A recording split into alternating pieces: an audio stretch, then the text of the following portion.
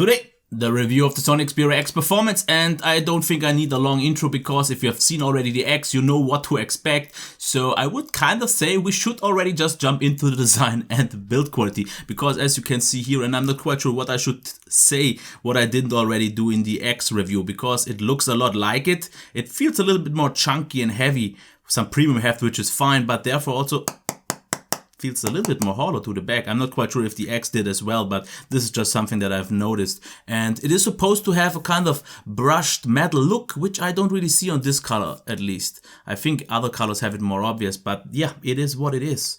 I still like it in terms of in-hand feel because it's very round and smooth with the curved glass here, nice omni-balance design, but it feels a little bit chunky in my opinion. Okay, LED, camera here, microphone, headphone jack. Here we have the SD card and SIM card tray, but once you take that out, it will reboot.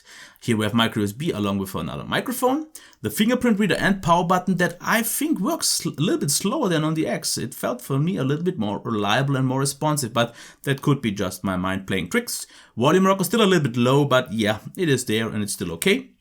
And the camera button. We have a notification LED, multicolor, and as you can see, quite nice sized bezels. I like the overall feel, definitely still. Not really much else to say. As you can see here, everything looks nice. Don't really have any complaints, but I'm a little bit less impressed than I maybe should be because, I don't know, it looks a lot like the other phones from Sony in the past, but it feels definitely a lot nicer. Not as good as the X though. Now, when we got, what was that supposed to be? When we get to the display, I have to say one thing that I didn't notice so much on the Xperia X is how crazy vibrant this screen is. The colors are almost radioactively glowing. Definitely not natural anymore, definitely not super accurate, but definitely very pleasing, very impressive. And if you maybe like an LCD display that looks vibrant like an AMOLED, this one would be the next best thing. The whites are absolutely nice. You have the white balance control in the settings. Blacks are absolutely solid. We have less IPS glow than in the last past years. Sunlight reliability was a little bit weaker in my opinion because at least today it actually kind of seemed to have dimmed. It's still good enough but not as much as I expected it to be, and the rest is absolutely fine. High quality display, definitely highly impressive but not accurate if you want that. But don't get me wrong, I definitely liked it a lot. It's just 1080p, but just 1080p doesn't mean anything these days because it satisfies definitely, and me sounded weird but I don't care. Now let's get to the sound. No, I'm not gonna repeat this review. I'm happy the way it is. So let's check the sound.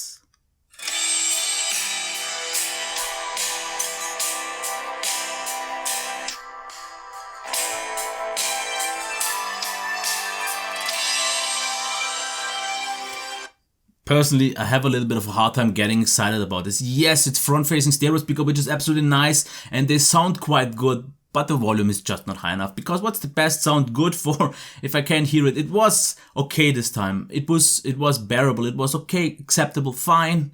But just about that. There are so many devices out on the market that sound louder. Maybe not better, I get that. If you want good sound and if you are more in a quiet environment, it's fine, it's fine. And yes, I complain about it because I wish Sony to make the speakers louder for so many years now and it just doesn't happen. So please make it louder. Same as for the headphone jack quality, because the headphone jack quality itself is absolutely fine, absolutely top, well balanced and everything. But personally, I had a hard time driving all my headphones good enough. I like to listen loud, and this is just something I could not get achieved. Okay, so let's get into the performance. No apps are preloaded, as you can just see. Let's just kill them off. Let's start a few just so you can see how quick it starts, and you can see this is super fast, and it did actually a few times already beat the S7, so this is one of the fastest launching devices, definitely great. And the Snapdragon 820 definitely performs better than the one on the X that did, because it's just so much smoother. Everything feels even a little bit more responsive, as you can see here, jumping through the apps. Everything is top, absolutely really top notch, quite smooth. There are a few slowdowns still, I can't really deny that, but it is quite a soft, smooth scrolling that I can't complain at all. So everything is fine here. Absolutely top notch. There is still a little bit of improvement. I think something like the G5 is still the best possible that you can get on the market, but this is more than a pleasing top experience. I really liked it, and the multitasking was absolutely fine as well with 3 GB. As you can see, very, very responsive. What was off though was, as you can maybe see here my gestures, because I have to do it a lot already into the screen, which is something that I'm just not used to. But in terms of performance, I was fully pleased, absolutely great. And if we talk about the gaming performance, it's pretty much exactly the same, because 1080p and the Snapdragon 820 is pretty much a perfect compromise or perfect combination, because everything is super smooth. There is no throttling, which was nice to see. It got warm to maybe like not even 40 degrees and could hold up its performance absolutely fine. Everything was nicely playable, high frame rates, almost no frame drops or slowdowns. Really, really nice experience. One of the best ones in terms of gaming performance. I really liked that. Now, if you talk about the battery life, a full charge takes slightly above 2 hours, which is good, but not kind of quick charge good, because for the size of the battery, it should charge like in about 1.5 hours. So I would have wished for a little bit more here, but it's fine. The battery life though is something really, really wonky, and the reason why I almost didn't release this review, because the first few days, every time I had it on standby, if it was on airplane mode, it was fine, but once I turned off the airplane mode that had just with the SIM inserted, did nothing. I had like a drain of 3, 4, sometimes even 5% per hour, and it was absolutely unreliable. I barely ever hit 3 hours. Then I had like 2 solid days with about 4.5 hours of screen time, which was nice, but it was super unreliable, and I'm not quite sure why that is the case. I have this trouble recently with the Sony phones like the E5 and XA as well, so I won't completely blame it on this. The days that were solid were a good 4.5 hours, which is actually kind of in line with the X. I expected actually the X to have a little bit better battery life, but solid, slightly above average, in line with most of the phones these days. But for me, at least in my experience, very, very unreliable in terms of standby drain and also use drain. Sometimes it was just off. I can't really tell anything about that anymore because I don't know what it is supposed to be. So if we talk about the software, I'm not saying all that much because I've already said all that I had in the past. It is a very stock-like Android experience. It has a theming engine that is quite a bare minimum one, but still that's all it has to do. I like it. It's very minimalistic, very stock-like, has all it has to do. A few nice little extra features by these days would have been nice, like, I don't know, something extra just, but because we have like a white balance control and we have some audio extra settings and all that, but we don't really get anything out of the box anymore that some UIs provide us, like, or at least like something like customizable navigation bar button, so something like that. But it's totally solid, it gets the job done, and Sony is known to deliver quite fast and really good updates for a long period of time. So that's why it's time to get to the camera, which I don't even want to talk all that much about because everyone tells me that I use it wrong anyway. So selfies absolutely great, very sharp, nice colors, nice exposure, good shutter speeds and all that. With the autofocus, it worked really nice and pleasant, so definitely one of the better ones. Low light was almost a little bit too bright, and this is a general thing that I've noticed, at least in the days that I've used the camera, that it seems to overexpose a lot outdoors but also indoors, which is a little bit odd to see. Of course, like I said, I'm using it wrong, I guess, because I used it out of the box as it came, I think with 8 megapixel auto superior mode, and the pictures outside definitely can look quite nice, but due to just 8 megapixel, I personally still miss a little bit of sharpness. The colors are very nice, like I said, a little bit overexposed for some reason, but you can definitely get great shots.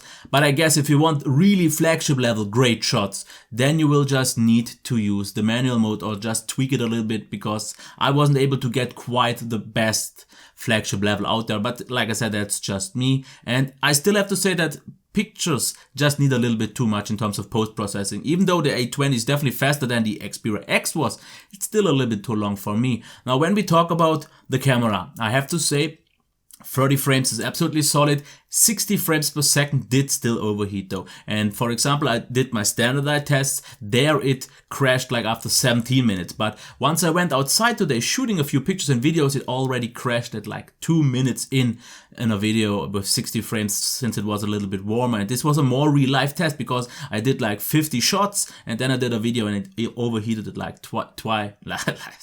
like after 2 minutes. So I'm definitely not being the ass here calling them out, but they should kinda know to figure out that by now. If they can't handle 60 frames in normal day-to-day use, they should just not include it, because 30 frames per second was absolutely fine, but 60 still didn't work out. Okay, let's get to the end to make it quick. Is it a legit high-end flagship worth the $700 price tag? And if you just check the pros and cons, I don't know. I'm really not sure. I personally would say no. Okay, yes, there are a lot cons here, and not every con is actually a deal breaker. Don't get me wrong, I just pointed out everything good that I saw and everything bad that I saw, and not everything on the bad side is really bad and maybe doesn't even concern you at all, but I wanted to point it out. And I have to say, for the price of $700, it's still a little bit too much, especially if there is an Xperia X out there that pretty much delivers the same experience. I didn't really notice a lot of a difference. Yes, the performance was a little bit better, but therefore it was also heavier, a little bit more chunky. So I would actually say, just save the money, go for the X. I don't see the issue getting the X Performance. Yes, it is the flagship and it offers something like water and dust proofness and all that, but in the end, it's not quite enough. It's personally not even a legit flagship in my opinion. It's very, very high on top on every category, but it's not outstanding in one. It has nothing unique anymore. I'm just missing an wow factor here. The display is great, but it's not amazing. The build quality is absolutely solid, but not amazing. The sound is actually a little bit poor in terms of speakers. Yes, it's front facing, but just not loud. Performance absolutely top notch, not saying anything here. Battery life is solid, but there are better ones on the market. Camera can deliver great pictures, but for the average consumer like me who just wants great pictures without any hassling, this is not quite the one. So software top solid. So I think you get it. And yes, I know what I will get now in the comments is what I get on every Sony video as of late, that I'm a Sony hater. But I can tell you one thing, I've used the Sony Xperia Z3 and this one, in my opinion, was the last real great flagship. After that, everything just went a little bit down the drain. And the X, I liked it a lot. Check that review. If you think I hate Sony, the X review should definitely tell you otherwise, because I definitely want them to succeed. But this is not quite the way to succeed against an HTC 10, an LG G5 maybe, yes, but not an S7 or similar high-end flagship, especially since there are so many great phones for around 400 out there by now. Like, for example, the OnePlus 3, the X and 7. This is so much of a hard competition, where this just in terms of value can compete. If it would be priced more similar to those, like at least 500 for the flagship, I see a lot more people maybe jumping on board. But Sony has first to conquer one thing. They have to get back in the people's mind making flagships, and a lot in the media was talked about that this isn't quite that. I'm personally not them taking quite the risk that they maybe should. They played it very safe, too safe a little bit, and not to drag this any further since it's almost 30 minutes. This is all I have to say. You've seen the pros, you've seen the cons, you've seen what I thought so far, and the rest you can make out of that what you want. And yes, I'm prepared to be called out a Sony hater, no problem. Even though I'm not. Okay, until next time, bye. If you like this, give it a thumbs up, subscribe to the channel, and you know the rest. Just leave any comments down below. Bye. I can already hear them bashing me. You're a Sony hater! You're a Samsung fanboy, even though I didn't. Okay, I mentioned it once.